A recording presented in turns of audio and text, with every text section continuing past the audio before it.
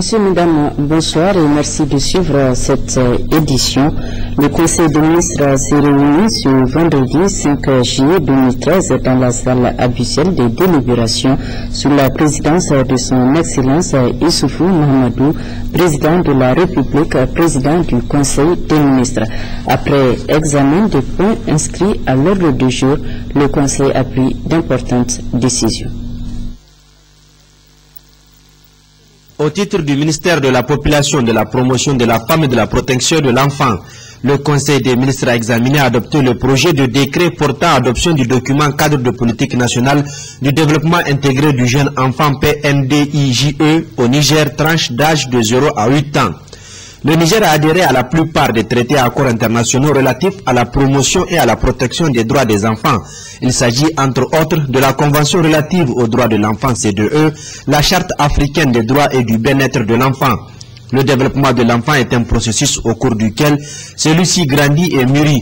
Pour que l'enfant puisse développer le maximum de ses potentialités, ses besoins fondamentaux de protection, de nourriture et de soins de santé doivent être satisfaits simultanément avec ses besoins d'affection, d'interaction et d'apprentissage. C'est pourquoi l'idée d'une approche intégrée pour la suivi et le développement du jeune enfant est née au sein de l'UNICEF dès 1984 comme une recommandation programmatique dans l'élaboration des politiques. Le présent document cadre de politique nationale du développement intégré du jeune enfant prend en compte l'ensemble des principes fondamentaux contenus dans ces traités et accords internationaux.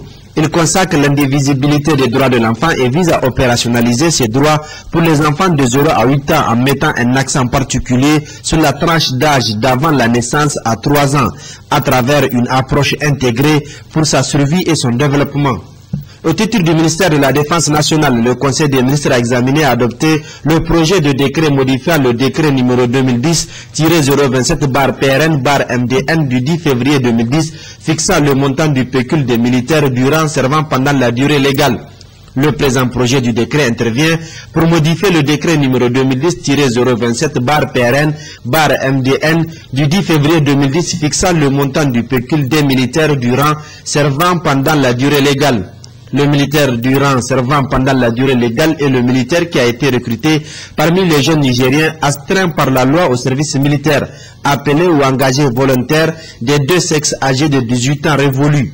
Il est appelé à servir dans toutes les unités, dans les emplois sédentaires et en maintien de l'ordre. Il s'engage aux besoins sur les théâtres d'opération au même titre que les militaires servant après la durée légale. Cependant, toute sa rémunération de base se résume à un pécule à la limite du dérisoire, alors qu'il fait face indifféremment à la cherté de la vie. Afin de rehausser ce pécule dans les proportions acceptables, le présent projet de décret est pris pour modifier le décret numéro 2010-027/PRN/MDN du 10 février 2010. Communication. Le Conseil des ministres a entendu plusieurs communications. 2 communications du ministre d'État, ministre du Plan, de l'Aménagement du territoire et du développement communautaire. La première communication est relative à la rencontre qu'a eue la délégation nigérienne avec le mouvement des entreprises françaises MEDEF à Paris le 1er juillet 2013. La deuxième communication est relative à la mission de programmation des projets sectoriels retenus par la Banque islamique de développement BID pour les années 2013, 2014 et 2015. Une communication du ministre du Commerce et de la Promotion du secteur privé relative à la révision à la baisse des prix des céréales mises en vente à prix modéré. Le gouvernement a mis en place un mécanisme d'analyse et d'évaluation de la vulnérabilité à l'insécurité alimentaire des populations. Ce mécanisme permet d'identifier les zones vulnérables ainsi que les communautés et les personnes ayant besoin d'assistance pour traverser la période critique dite de soudure. L'une des modalités d'assistance. Les ministres ont procédé à la signature d'un accord portant création d'une commission mixte paritaire pour la matérialisation de la frontière internationale entre le Niger et le Tchad et ont décidé la mise en place d'un mécanisme de sécurité performant et efficace entre les deux pays. Sur la situation au Nigeria, les deux parties ont condamné avec force la violence aveugle entretenue par la secte Boko Haram dont sont victimes les populations nigérianes. Les deux parties ont tenu à exprimer leur solidarité au gouvernement et au peuple nigérien. En outre, les deux ministres ont saisi cette occasion pour passer en revue les questions d'intérêt commun aux deux pays. Les deux parties se sont réjouies du nouvel élan donné à leurs relations, grâce notamment à la visite officielle que son Excellence M. Issoufou Mahamadou a effectuée au Tchad du 9 au 10 avril 2012 et à la haute estime que les deux présidents ont l'un pour l'autre. Les deux parties se sont félicitées des avancées en cours de réalisation dans leurs pays respectifs en matière de bonne gouvernance.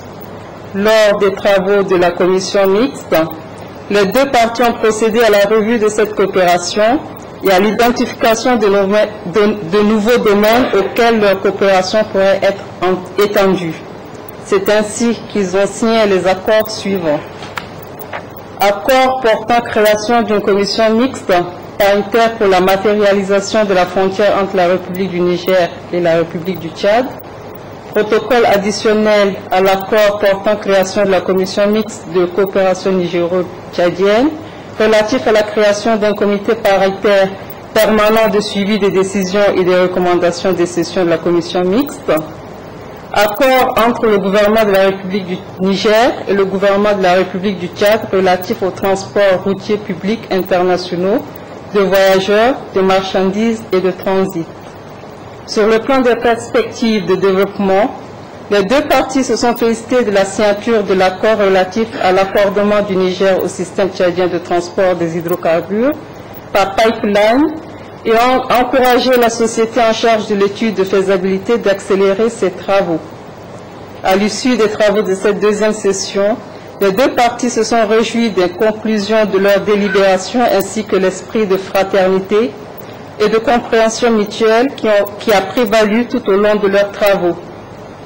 Le ministre tchadien des Affaires étrangères, son Excellence M. Moustapha Ki Mahamat, a tenu à exprimer à son homologue nigérien, son Excellence M. Mohamed Bazoum, ministre des Affaires étrangères, de la coopération, de l'intégration africaine et des Nigériens à l'extérieur, les vifs remerciements de la délégation tchadienne pour l'accueil chaleureux et l'hospitalité dont elle a bénéficié durant son séjour au Niger.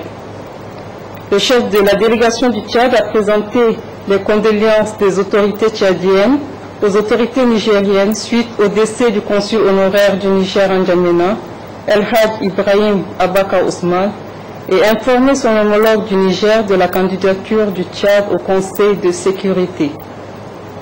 En retour, le chef de la délégation du Niger a réaffirmé au chef de la délégation du Tchad le soutien actif du Niger à la candidature du Tchad pour siéger au Conseil de sécurité des Nations Unies. Les deux parties ont convenu de tenir la troisième session de la commission mixte nigéro-tchadienne de coopération en N'Djamena au Tchad à une date qui sera fixée de commun accord par voie diplomatique. Et nous reviendrons plus en détail sur les différentes interventions ayant marqué la fin des travaux de cette deuxième session de la grande commission mixte nigéro-tchadienne. Ce sera au cours de nos prochaines éditions. Et puis ce communiqué du secrétariat général de l'Assemblée nationale, le secrétariat général de l'Assemblée nationale a l'honneur d'informer les membres de la commission des affaires générales et institutionnelles de l'Assemblée nationale qu'ils sont convoqués pour une réunion de travail hors session à partir du lundi 8 juillet 2013 à 8 heures dans la salle habituelle à l'effet de débuter l'examen du projet de loi portant code de procédure civile. Le ministre de la Communication et des Nouvelles Technologies de l'Information a procédé hier après-midi au lancement officiel du premier bouquet panafricain de chaînes de télévision C-Africa. Ce bouquet sera accessible partout dans le monde. Compte rendu, Rahilot Chebou à côté au glace. Le premier bouquet de chaînes panafricaines C-Africa sert de passerelle entre les Africains du monde et leur terre natale. Le bouquet C-Africa transformera résolument les perceptions sur l'Afrique, terre inconnue pour l'essentiel et connue seulement pour ses ombres. Le continent noir vivifie pourtant de dynamisme et de croissance. Nous allons utiliser toutes les nouvelles technologies de diffusion de l'information pour transmettre et transporter ces signaux et ces émissions et ces chaînes. Dès la fin de l'automne, le début de l'hiver, nous allons déployer une offre dite OTT sur toutes les tablettes, iPad, Samsung, ainsi que les télévisions connectées, qui donneront à l'ensemble du bouquet SeaAfrica une visibilité à travers l'ensemble de la planète. C'est ainsi qu'un expatrié nigérien vivant à New York pourra recevoir sur son iPad en temps réel Télé Sahel à l'heure où il veut, comme s'il vivait au Niger. Avec SeaAfrica, les chaînes de télévision africaines seront accessibles dans toute la France et dans l'Europe entière par satellite, ce qui permettra à la diaspora africaine d'avoir une relation constante avec les réalités sociales, économiques, publiques et politiques du continent, afin qu'un fort sentiment d'appartenance émerge au sein de ces Africains. Comme il l'a dit, et je crois que c'est les autorités nigériennes qui ont cru à ce projet. Je dois avouer que j'en ai parlé à d'autres chefs d'État. Ils n'ont pas cru. Je dirais au passage qu'il faut vraiment qu'on salue tous la promptitude avec laquelle le président de la République nous a reçus. Il a cru au projet et aujourd'hui c'est devenu une réalité. Parce que moi j'ai été souvent révolté de voir que tous nos frères et sœurs en Afrique n'ont que de références RFI pour avoir des informations en Afrique. France 24 et les autres, TV5 et tout ça. Malheureusement, nos frères et sœurs qui sont en Occident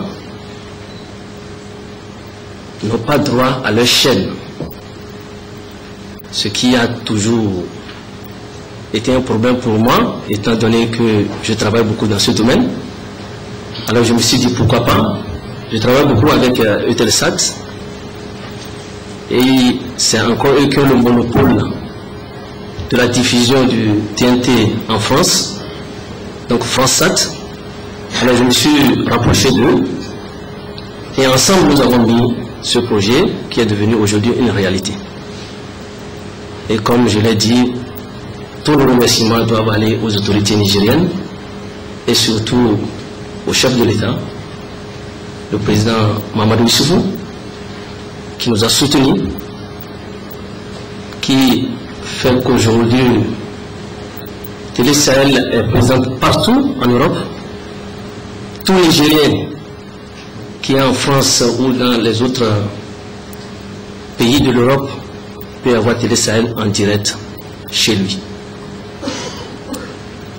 Et comme l'a dit Jean-Jacques, dans les jours qui vont suivre, nous allons pouvoir être présents aux États-Unis et au Canada, surtout sur les iPads, parce que maintenant c'est la mode. Les gens regardent très souvent la télé sur les iPads, les iPhones et tout ça. Vous vous rendez compte qu'un Nigérien qui se trouve même en Chine puisse, à travers son iPhone, suivre en direct les informations de Télé Sahel. Voilà l'ambition que nous avons eue et voilà ce que c'est que le projet SeaAfrica. Le bouquet SeaAfrica a été favorablement accueilli au Niger et déjà la chaîne de télévision nationale Télé Sahel est dans le bouquet. Mon pays, le Niger, est fier et honoré de voir maintenant la chaîne de télévision nationale Télé Sahel figurer dans le bouquet de SeaAfrica transporté par le satellite européen Eutelsat. Les avantages que procure notre présence sur ce bouquet sont à l'évidence nombreux. Ainsi, la visibilité que lui offre SeaAfrica permettra aussi de répondre aux besoins d'information de la diaspora nigérienne, de plus en plus nombreuses et souvent coupées des réalités du pays. Aussi, SeaAfrica contribuera sans nul doute à la promotion de la culture nigérienne et à véhiculer des réalités du Niger auprès des communautés étrangères, tant sur le plan économique que sur les plans politiques et social.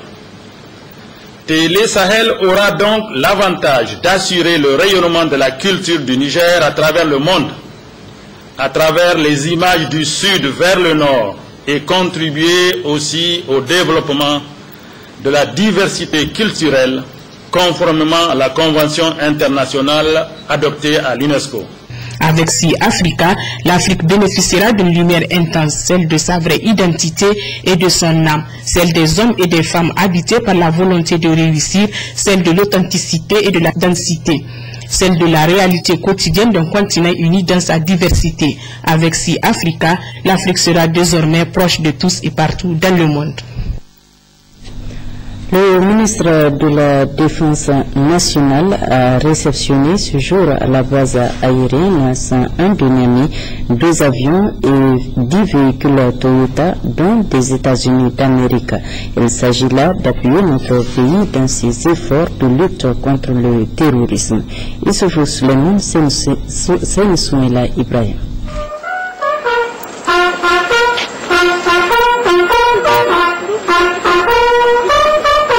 Cérémonial militaire, la base aérienne 101 a pris une allure de fête à l'occasion de cette importante acquisition faite par le Niger de la part des États-Unis d'Amérique dans le cadre de la coopération militaire existante entre les deux nations. De magnifiques avions Cessna Caravan C-208 flambant neufs avec équipement de maintenance auquel s'ajoutent 10 Toyota 4x4 accompagnés chacun des matériels de dépannage pour un an. Le tout pour permettre à notre armée de répondre à un besoin critique dans ses opérations de contre-terrorisme. Ce programme CEPEDON est juste une partie d'un plus grand engagement de la part des États-Unis pour aider à construire la capacité et la contenance des forces armées nigériennes. Ces avions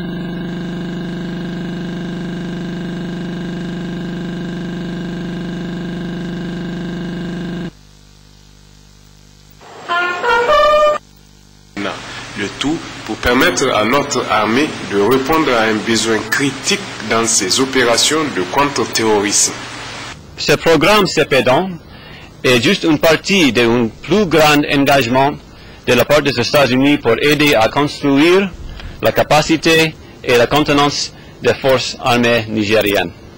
Ces avions peuvent exécuter une variété de missions, c'est-à-dire de déplacer des personnels et des provisions dans tout le pays, fournissant le parachutage aux emplacements isolés, ou fournissant l'évacuation militaire pour les soldats blessés d'une façon critique. Cette donation d'aujourd'hui est en effet l'aboutissement d'un long processus. Ce soutien, c'est un peu plus que symbolique, mais vraiment c'est une petite partie de notre stratégie totale d'assistance et de soutien les efforts nigériens de sécuriser leur pays et aussi de contribuer dans la lutte internationale contre le terrorisme. Nous espérons qu'avec ces 2 avions, ils auront plus de mobilité, ils auront la capacité de projection de leurs forces sur tout le pays et aussi ils auront une flexibilité de mission. Le Niger, par la voix de son ministre de la Défense, apprécie ce geste à sa juste valeur. Aujourd'hui, au vu de l'allure prise par ces multiples actions et de l'engagement des États-Unis d'Amérique à nos côtés, je peux dire, sans risque de me tromper, que l'avenir promet d'être encore meilleur dans notre collaboration. Assurément, ce partenariat stratégique est d'une haute valeur pour notre pays. Et en cela, Madame, je voudrais, au nom du Président de la République, chef de l'État, chef suprême des armées, Son Excellence M. Issoufou Mahamadou, remercier Madame l'ambassadrice, le gouvernement et le peuple des États-Unis d'Amérique et vous assurer que nous ferons une utilisation à bon escient de tous ces instruments que vous avez bien voulu mettre à la disposition de nos forces armées. L'année passée déjà, les États-Unis ont été engagés dans les événements de formation dans tout le pays et ont fourni des équipements de communication, des gilets protecteurs, des casques et des appareils GPS aux forces nigériennes. Dans les prochaines semaines, des équipements supplémentaires seraient également fournis, informait le chargé de défense de l'ambassade des États-Unis au Niger. La compagnie aérienne nigérienne nigérienne Air Niamey a réceptionné hier à l'aéroport international Djuri Hamani son Airbus A320. C'est l'un des 3 aéronefs que la compagnie vient d'acquérir pour relancer ses activités. La cérémonie s'est déroulée en présence des responsables de la compagnie et de nos reporters Gérard Abdelaziz et Mahmoudou Adam. C'est aux environs de 18h, heure de Niamey, que l'un des 3 aéronefs acquis par la compagnie aérienne nigérienne Air Niamey a atterri à l'aéroport international d'Urhaman jeudi dernier.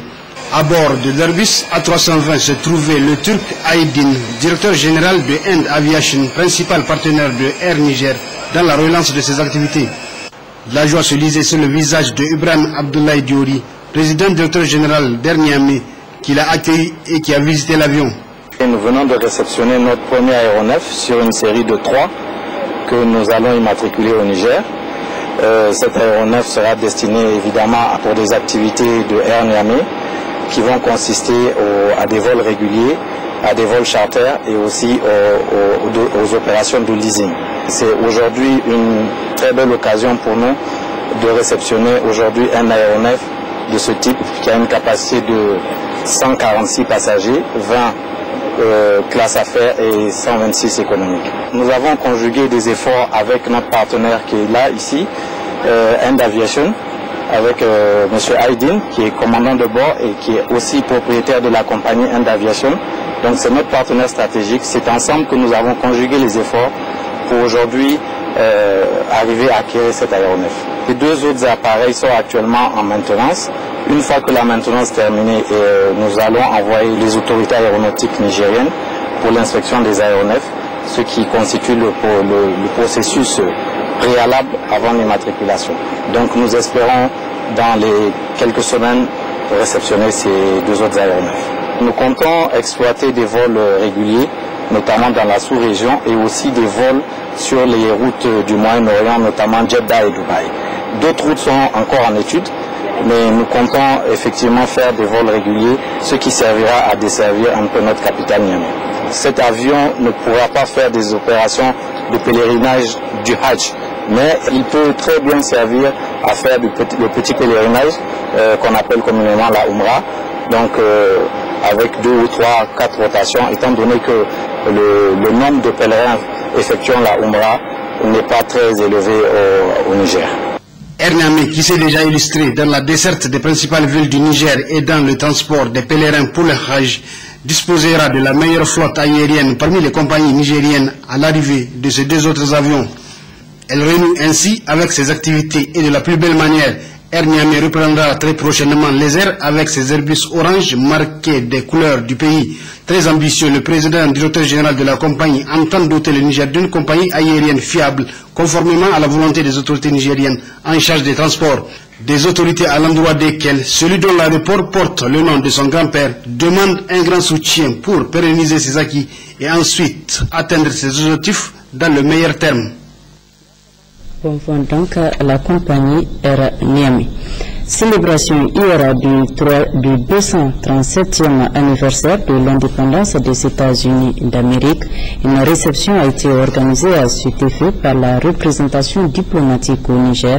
Plusieurs personnalités ont pris part à la cérémonie. Kadijatasa. Les États-Unis d'Amérique ont eu leur indépendance en 1783 suite à la guerre d'indépendance américaine, puis adopteront la Constitution en 1787 lors de la Convention de Philadelphie. Cette grande réception riche en couleurs s'est déroulée en présence de différentes personnalités de notre pays et a démarré avec la présentation des hymnes des États-Unis d'Amérique et du Niger.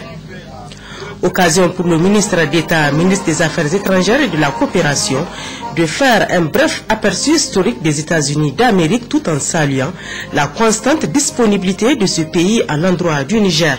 Ce bref aperçu historique me permet de relever que cette Constitution fédérale de 1787, appuyée par la Déclaration des droits, ratifiée par le premier Congrès américain de 1791, reste quasi inchangé jusqu'à ce jour et constitue en cela le socle de la plus grande démocratie de notre époque. Ceci explique la constante disponibilité que le Niger témoigne à votre pays, Madame l'ambassadeur, ce modèle de démocratie dès son accession à la souveraineté nationale en 1960.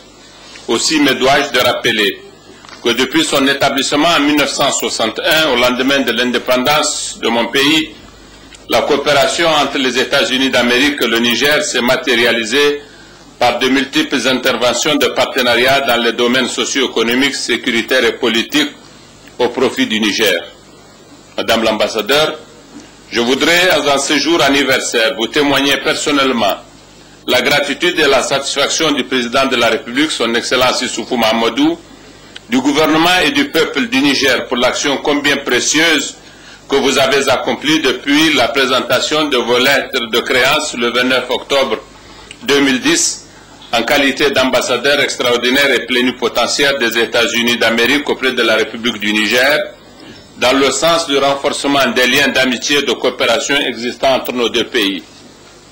Votre dynamisme, Madame l'ambassadeur, et votre sens aigu des relations vous auront permis de traduire en véritable succès les efforts consentis par les autorités américaines en vue d'améliorer les conditions de vie des populations nigériennes à travers les prestations multiformes de l'équipe Food for Peace, l'USAID et le Centre de récupération et d'éducation nutritionnelle intensive, le projet de Mercy Corps, le projet de l'ONG Counterpart International, ainsi que les projets financés par l'African Development Foundation. Dans son intervention, l'ambassadrice des États-Unis d'Amérique a aussi témoigné sa satisfaction quant aux efforts fournis par les plus hautes autorités de ce pays depuis leur arrivée au pouvoir. Ceci a d'ailleurs permis aux États-Unis d'Amérique de renforcer davantage les liens de coopération et d'amitié avec le Niger. Je suis arrivée au Niger pendant que le pays était dans une période de transition. Les Nigériens ont réussi les élections de 2011, marquant avec insistance la préservation du processus démocratique. Peu après les élections, le président Barack Obama a invité le président Issoufou Mahamadou à une rencontre historique à la Maison-Blanche, symbolisant non seulement le respect américain pour la démocratie au Niger, mais aussi pour manifester notre désir d'être un partenaire à long terme avec le peuple nigérien. Depuis lors, nous avons essayé de démontrer notre engagement aux Nigériens grâce à nos efforts de renforcement des institutions d'un gouvernement démocratique, de stimuler la croissance économique et le commerce, de promouvoir la paix, la sécurité, le développement et la création des opportunités. Notre coopération dans ces domaines vise à aider les Nigériens dans leur rôle d'étoile influente et stabilisatrice dans la région. Cette cérémonie de réception s'est déroulée dans un climat de retrouvailles, de convivialité et de fraternité, une façon d'immortaliser cet anniversaire. Le sultan de l'Aïra, honorable Omarou Ibrahim Omarou, a rencontré hier au centre culturel Omarou Ganda de Niamey les ressortissants de la région. Objectif, leur annoncer l'inscription de la vieille ville d'Agadez au patrimoine culturel de l'UNESCO, mais aussi lancer un appel à l'ensemble des Nigériens pour la consolidation de ce acquis. Mamoudou Idrissa Ousmane, Hadiza Hamidine. D'Agadez, célèbre région historique du Niger avec sa culture riche et variée et son histoire empreinte d'événements marquants, est désormais déclaré patrimoine culturel mondial par l'UNESCO. C'était le 22 juin dernier lors de la rencontre des 150 pays membres de l'organisation à Cambodge, où les 21 pays du comité chargé de valider le dossier du Niger ont reconnu à l'unanimité la valeur culturelle de la région. C'est dans ce cadre que le sultan de l'Aïr a tenu à rencontrer les ressortissants d'Agadez pour leur annoncer la nouvelle et attirer leur attention sur la portée de cet événement. C'est le sentiment de fierté, de joie par rapport à l'inscription de la ville d'Agadez au patrimoine mondial. Secondo, nous avons fait une rencontre avec les gens d'Agadez par rapport à cette inscription. Nous avons attiré l'attention de tous les Agadésiens et de tous les Nigériens sur les avantages et les bienfaits qu'Agadez soit inscrit au patrimoine mondial. Nous remercions de tout puissant Dieu. Nous encourageons tout un chacun vraiment à garder, à sauvegarder vraiment les valeurs authentiques de notre ville sur le plan touristique, sur le plan aménagement que la ville va essayer d'avoir par rapport à son architecture. Nous lançons un appel au gouvernement pour qu'il s'y mette afin que la ville d'Agadez vraiment garde ce truc d'un temps. Tous ceux qui ont le moyen vont nous aider vraiment à restaurer, à réhabiliter ces sites d'antan pour les protéger des intempéries, vraiment pour qu'ils soient des sites où demain les gens peuvent venir, un bon touriste pour visiter ces sites-là. L'UNESCO va désormais participer au développement socio-économique et culturel de la région, un motif de satisfaction et un atout majeur pour les ressortissants d'Agadez. Agadez, patrimoine mondial de l'UNESCO, ce n'est que justice rendue à cette ville qui, depuis l'aube des temps, a été un miroir. Dire les sentiments qui m'animent ou qui animent les Agadésiens, c'est d'abord des sentiments de fierté, des sentiments de grande satisfaction. Mais l'essentiel maintenant, c'est de gérer tout ça dans l'intérêt du Niger. Et je pense que l'information qui a été donnée par ceux qui sont partis défendre le dossier du Niger, le dossier de la ville d'Agadez pour son inscription au patrimoine mondial est à féliciter. Et je pense que le gouvernement nigérien a mis beaucoup de moyens qu'il faut et a joué sur sa diplomatie et sur le montage de dossiers qui a abouti au résultat qui fait l'objet de la rencontre d'aujourd'hui entre les ressortissants d'Agadez. Mais avant que l'UNESCO participe, il faut qu'il y ait un travail avec les ressortissants de la région et les Nigériens d'une manière générale. Cette inscription de la ville d'Agadez permettra la réhabilitation et la protection de plusieurs sites historiques, religieux et culturels, ce qui va développer le tourisme et l'artisanat et booster l'économie de la région. Début hier a connu de l'atelier d'évaluation du rapport provisoire de l'étude d'impact environnemental et social du projet de construction d'une ligne électrique à haute tension 132 kV Maradi-Malbaza par la Nigélec. C'est le conseiller technique du ministre de l'Hydraulique et de l'Environnement qui a présidé la cérémonie d'ouverture. Le projet de construction de la ligne électrique haute tension 132 kV sur le tronçon Maradi-Malbaza est un projet de développement énergétique et socio-économique, tant du point de vue local, régional que national. Il a pour objectif essentiel de contribuer à l'amélioration et la sécurisation de l'alimentation en énergie électrique de la zone Niger centre-est, ainsi qu'à la croissance économique du pays. Dans son mot de bienvenue, le maire de la commune urbaine de Birnin-Koni, M. Oumar Soumaïla, s'est réjoui du choix de la commune pour la tenue de cet atelier. Prononçant le discours d'ouverture, le conseiller technique du ministre de l'Hydraulique et de l'Environnement, président du comité ad hoc, le colonel Abd Adamou, a indiqué que les objectifs du projet cadrent parfaitement avec, d'une part, ceux du programme de renaissance du Niger, de son Excellence M. Issouf Mamadou, président de la République, chef de l'État, et d'autre part avec les priorités du programme économique régional de l'espace IEMOA et du NEPAD, auquel le Niger a souscrit. Leur session, a ajouté le colonel Abdadamou, vise à satisfaire une exigence légale, celle de permettre au ministre de l'Hydraulique et de l'Environnement de délivrer un certificat dit de conformité environnementale pour la mise en œuvre du dit projet. Exigence légale car toutes les constitutions de notre pays depuis la Deuxième République ont fait de la préservation et de la protection de l'environnement une préoccupation nationale. Aussi, a dit le Conseil technique du ministre de l'Hydraulique et de l'Environnement, depuis les conférences internationales de référence sur l'environnement, à savoir celle de Rio de Janeiro de 1992 et Johannesburg de 2002, notre pays s'est doté d'un instrument politique, juridique et institutionnel visant à garantir une gestion optimale de notre environnement.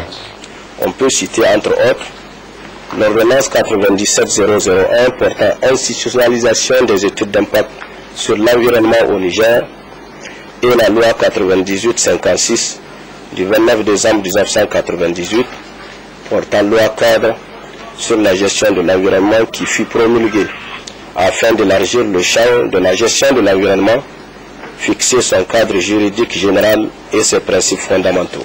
Il n'a pas manqué de témoigner à la Niger les promoteurs du projet toute leur reconnaissance et leur gratitude pour les multiples efforts qu'elle ne cesse de consentir pour sa contribution à la recherche de solutions durables relatives à notre autosuffisance énergétique et conséquemment à l'amélioration des conditions de vie de nos laborieuses populations. Cet atelier durera 2 jours. L'hôpital national de Lamordé a initié ce matin un camp de chirurgie pédiatrique dans la perspective de toucher le plus grand nombre d'enfants malades qui attendent d'être opérés.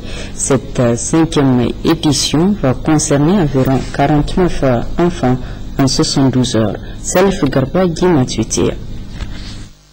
Cette initiative louable d'organiser régulièrement un camp de chirurgie pédiatrique est une innovation, une idée originale du service de chirurgie pédiatrique et la direction générale de l'hôpital national de Lamordé.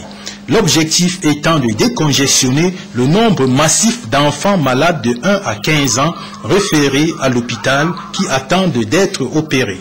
Ainsi, pendant 3 jours, l'équipe du chirurgien pédiatre, Dr Abou Oumarou, aura opéré 49 enfants, dont 17 ce vendredi, 18 samedi et 17 dimanche prochain.